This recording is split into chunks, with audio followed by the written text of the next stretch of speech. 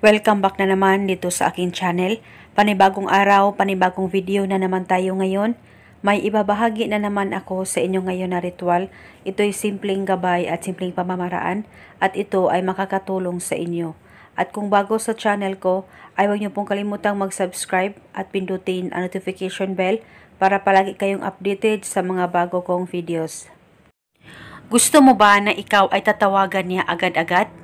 Lalong-lalo na bigla na lang siyang hindi nagpaparamdam sa'yo? Gawin mo lamang itong simple at epektibong ritual na ituturo ko sa inyo at dapat palaging buo ang tiwala nyo sa mga ganitong pamamaraan at dapat hindi kayo nagdududa o nadadalawang isip na gawin ito. At pwedeng gawin itong ritual sa kahit na anong araw o oras at pwede ito gawin bago ka matulog o di kaya pagkagising mo sa umaga. Ang gagawin mo lamang, umupo ka lang saglit, ipikit ang mga mata mo at sambitin mo lamang ang mga salitang ito. Pangalan at apelido, ikaw ay tatawag sa akin ngayon din.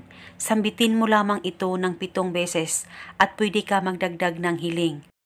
At pagkatapos, dahan-dahan mo nang buksan ang mga mata mo at matapos mo ang ritual na ito, ibaliwala mo lang, huwag mong isipin na gumagawa ka ng ritual sa kanya. Nang sa ganon, ikaw ay mamangha na lang sa maging resulta nito. At pagkatapos mong magawa itong ritual, tiyak ikaw ay tatawagan niya ngayon din. At pwede mong gawin itong ritual araw-araw sa kahit na anong oras na gusto mo. Basta ang gagawin mo lamang ay sambitin mo lamang ang kanyang pangalan at apelido at ang hiling ng 7 beses. At ganito lamang kasimple ang ritual na ibabahagi ko sa inyo ngayon. At kung kayo ay may katanungan, mag-comment lang po kayo sa baba. At ito muna sa ngayon, maraming salamat po sa panunood. May God bless us all.